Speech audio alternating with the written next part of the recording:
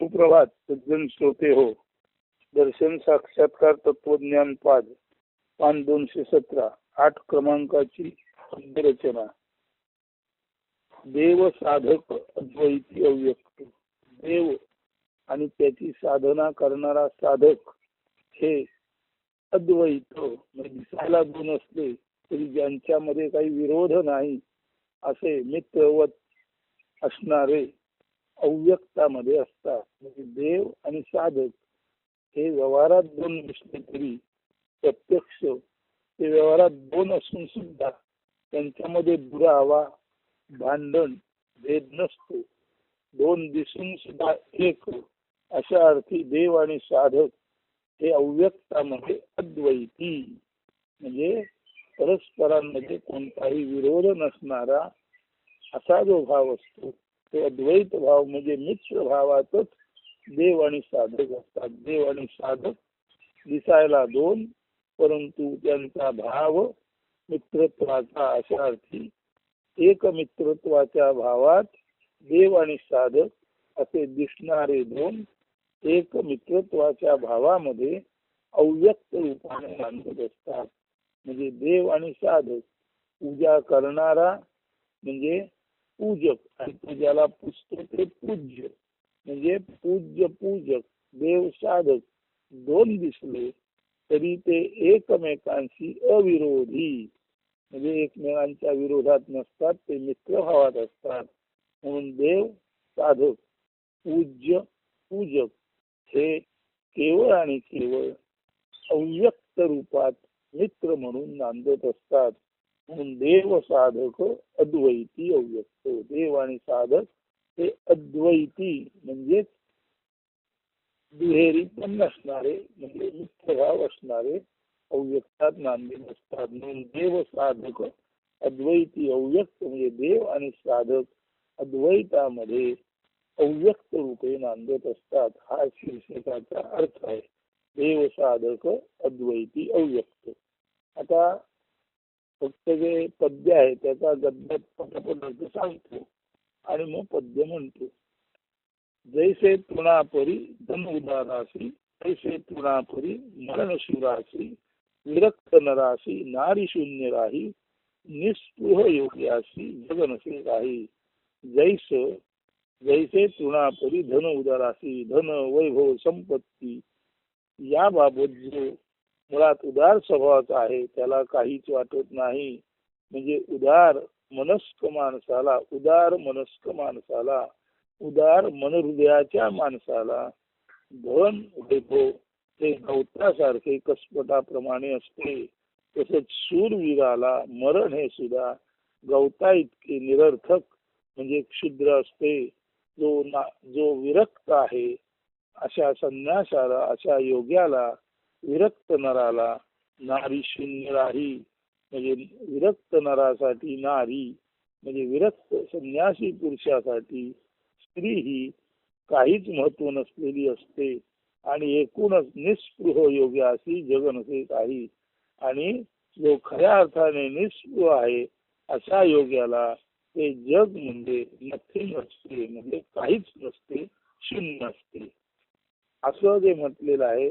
तसंच कैसे हरो देवा तुझं भक्ता लागी. हे देवा तुझा जो भक्त आहे त्याला सुद्धा धन तृणाप्रमाणे मरण तृणाप्रमाणे नारी शून्य आणि जग जे आहे ते नसल्यासारखं म्हणजे जसं उदाराला धन काहीच नाही, वीराला शूराला मरण काहीच नाही, जो विरक्त आहे अशा नरासाठी स्त्री असून नसून सारखीच आणि जो निष्क्रिय आहे त्याला जग जसं काही नाही अशीच भावना हे परमेश्वरा त्या भक्ताच्या हृदयात तुझ्या संदर्भात असो. तैसे घडो देवा तुझ भक्ता लागी नाही तुझे देवा तुझ पाशी मागी. हा तेव्हा धन असो मरण असो नारी असो किंवा जग असो याबाबत या तुझ्या भक्ताला काहीही वाटता कामा नये. तो केवळ आणि केवळ निष्क्रिय योगी असावा असं हे मागणं निष्क्रिय योगी बनून हा भक्त देवापाशी मागत आहेत. पुढे तो म्हणतो, बल धन विद्या सत्तेचे अर्जन, नको नको काही घडो विसर्जन. मला बल नको, धन नको, विद्या नको, सत्ता नको, खुर्ची नको, अधिकार नको, या सर्व गोष्टीचं विसर्जन, या सर्व गोष्टी माझ्यासाठी नाहीतच, इतक्या शून्य असाव्यात. पुढे तो म्हणतो, कशास मागावे याचा वेरडावे, दीन गलित पतित का समजावे, सारे जरी तुझे पायी सहज वसे, तुझे पायी माझी चिरवस्ती असे. जर देवाच्याच पायाशी, जर आत्म्याच्याच पायाशी सर्व काही असतं आणि तो आत्माच जर माझ्या हृदयामध्ये चिरवस्ती करून असेल, तर मी कुठल्या गोष्टीसाठी का रडावं, काय याचना करावी. स्वतःला दीन गलित पतित क्षुद्र असं न्यूनगंडाने पछाडलेली ज्याची वेड्यासारखी भावना असते, ती भावना माझ्या मनामध्ये का निर्माण व्हावी. जर सारं काही तुझ्या पायाशीच मिळणार आहे आणि तुझ्या पायाशीच माझी चिरवस्ती आहे, मी सर्व जर काही आत्म्यातूनच मिळत असेल आणि आत्माच आपल्या हृदयात आहे याची जाण मला नित्य निरंतर असेल आणि मी त्या आत्म्याशीच जर नित्य निरंतर सममान झालेला असेल, तर तुझ्या पायाशी असलेला असा हा जो नारायण आहे, तो स्वतःला दलित गलित पतित न्यूनगंडाने पछाडलेला समजणारच नाही आणि तुझ्याकडे काही याचना मागणी करणारच नाही. कारण जो स्वतःच आत्मदेवाच्या पायाशी रममाण झालेला आहे, त्याला मागायची गरजच नाही. आत्मदेवानेच हे सर्व विश्व निर्माण केलेले आहे. त्यामुळे या विश्वातील सर्व धन संपत्ती वैभव बुद्धी शहाणपण ज्ञान जे काही आहे ते आत्मदेवानेच निर्मिलेलं आहे. आणि त्या आत्मदेवाचा हा किंचित नारायण प्रखर निष्ठावान भक्त असल्यामुळे त्याला आता रडण्याची, याचना मागण्याची, विनंती करण्याची काही गरजच नाही. तो केवळ आणि केवळ आत्मदेव चरणी स्थिर झालेला आहे. आणि एवढं करून देवा वाटे तुझे तरी करा करी, नामरूप सारे सर्व झडकरी, अव्यक्त देवाचा भक्त नारे व्यक्त, टाकून या ओझे भक्त व्हावा रिक्त. हे अव्यक्त आत्मदेवा, अव्यक्त असताना तुझा हा भक्त नारायण सगुण साकारात आलाच का. आणि हा प्रश्न जर तुला पटत असेल तर ताबडतोब हे परमेश्वरा त्वरा कर आणि या सगुण साकार नारायणाचं नाम रूप जे काही अस्तित्व दिसण्याच्या स्वरूपात आहे ते ताबडतोब नष्ट कर. रिक्त विरक्त शून्य अनुरक्त निर्गुण निराकार तोची खरा भक्त. निर्गुण निराकार आत्म्याला जाणून, निर्गुण निराकार परमतत्व जाणून त्याच्याशी जो भेद रूपाने म्हणजे भक्त झालेला आहे, जोडला गेलेला आहे, तो खऱ्या अर्थाने स्वतः रिकामा असतो, विरक्त असतो आणि तो या शून्यामध्ये म्हणजे या पूर्ण ब्रह्मावरतीच भाळलेला असतो. हे पूर्ण ब्रह्म आहे तेच शून्य ब्रह्म आहे. म्हणजे यातील सगुण साकार हे व्यर्थ आहे आणि सगुण साकार जेव्हा त्या पूर्ण ब्रह्मामध्ये विलीन होतात तेव्हा ते पूर्ण तेज ब्रह्म जे आहे तेच खऱ्या अर्थाने प्रेमास्पद आहे. त्याच्यावरच रती बसावी, त्याच्यामध्येच रमण असत आहे. तर हे निर्गुण निराकार पूर्ण ब्रह्म असताना त्या निर्गुण निराकार परब्रह्मावर भाळलेला हा जो भक्त आहे त्याला तरी सगुण साकार रूप ठेवण्याची, त्याचं तरी सगुण साकार रूप राखण्याची हे भगवंता तुला गरज का वाटावी. जो शून्यावरच प्रेम करतो त्याला तू सर्वार्थाने रिकामा शून्य करून या उन्ही पटलावरून अदृश्य का करत नाहीस. आणि असं जर झालं तरच खऱ्या अर्थाने निर्गुण निराकाराचा निर्गुण निराकार भक्त, शून्य देवाचा शून्य भक्त, पूर्ण देवाचा पूर्ण भक्त असं जेव्हा होईल तेव्हाच खऱ्या अर्थाने हा भक्त तुझ्यापासून वेगळा दिसूच शकणार नाही. कारण तू निर्गुण निराकार आहेस आणि भक्त सगुण साकार आहे. दिसण्यामध्ये सुद्धा जो भेद आहे तोही नाहीसा झाला पाहिजे.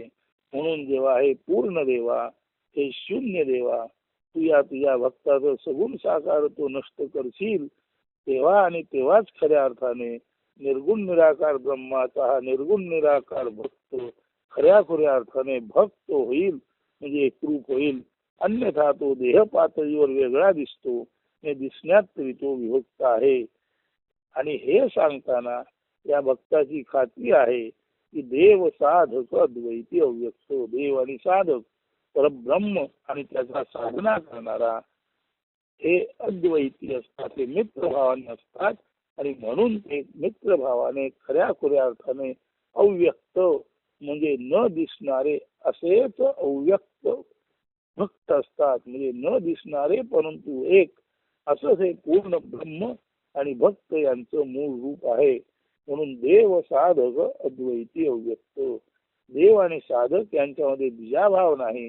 त्यामुळे देव आणि साधक हे मित्रभावाने असल्यामुळे देव जसा अव्यक्त तसा साधक अव्यक्त, आत्मा अव्यक्त तसा त्याचा पूजक अव्यक्त आणि पूर्ण ब्रह्म अव्यक्त, तसं त्या पूर्ण ब्रह्मावर प्रेम करणारा हा प्रेमभावी भक्त सुद्धा अव्यक्तच असला पाहिजे. अशा अर्थी हे काव्य आहे. आणि आता ते अर्थ समजलेला आहे. आता तुम्ही पद्य ऐकलं की लगेच लक्षात येईल. देव साधक अद्वैती अव्यक्त, जैसे तृणापरी धन उदारासी, तैसे तृणापरी मरण सुरासी, विरक्त नरासी नारी शून्य राही, निस्पृह योग्यासी जग नसे काही, तैसे घडो देवा तुझ भक्ता लागी, नाही तुझे देवा तुझ पाशी मागी, बलधन विद्या सत्तेचे अर्जन, नको नको काही घडो विसर्जन, कशास मागावे याच्या रडावे, दीन गलित पतित का समजावे, सारे जरी तुझ पायी सहज बसे, तुझे पायी माझी चिरवस्ती असे, देवा वाटे तुझ तरी त्वरा करी, नामरूप सारे सरोझड करी, अव्यक्त देवाचा भक्त कार्य व्यक्त, टाकून या ओझे भक्त व्हावा रिक्त, रिक्त विरक्त शून्य अनुरक्त, निर्गुण निराकार तोची खरा भक्त, ऐसा भक्त कदा होईना विभक्त, देव साधक अद्वैती अव्यक्त. म्हणजे खराखुरा भक्त हा विभक्त नसतो. म्हणजे खराखुरा भक्त हा देवासारखाच निर्गुण निराकारच असतो. म्हणून नाही तुझे मागणे, म्हणून दुसरे काहीच मागणं नाही. हे भगवंता तू जसा निर्गुण निराकार परिपूर्ण आहेस तसाच हा भक्त सुद्धा निर्गुण निराकार परिपूर्ण म्हणून भक्तलीन आत्मा, आत्मलीन भक्त, भक्तलीन ब्रह्म, ब्रह्मलीन भक्त. म्हणजे ब्रह्माचा जो भक्त आहे तो ब्रह्मच आहे. आणि ब्रह्म ज्या भक्ताशी एकरूप आहे ते ब्रह्म सुद्धा भक्तच आहे. म्हणजे भक्त आणि ब्रह्म, देव आणि साधक हे मूलतः एकच आहेत. त्या कारणाने भक्ताला सगुण साकारात राहूच देऊ नका. तो पूर्णार्थाने सर्वस्वी पूर्णांशाने पूर्ण ब्रह्म म्हणून अव्यक्त ब्रह्म म्हणूनच नांदावा. येथे सगुण साकार जगाची परिपूर्ण उपेक्षा आहे. आणि या अर्थाने नाही तुझे मागणे, या अर्थाने भगवंता तू जसा आहेस तसाच मी सर्वार्थाने सर्वस्वी असावे, दुसरं मागणं नाही, नाही तुझे मागणे असं म्हटलेलं आहे. आता त्याचं आपण चिंतन करा.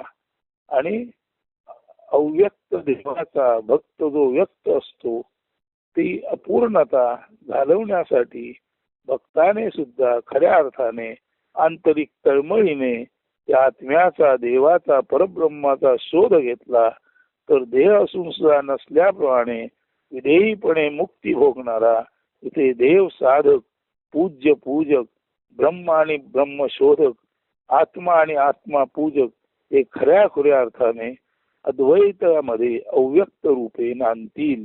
दिसत असूनही तो, दिसून सुद्धा तो अव्यक्त अशी ती विलक्षण अवस्था भक्ताची साधकाची पूजा करणाऱ्याची असेल. अस्तु धन्यवाद. सुदिन सुप्रभात.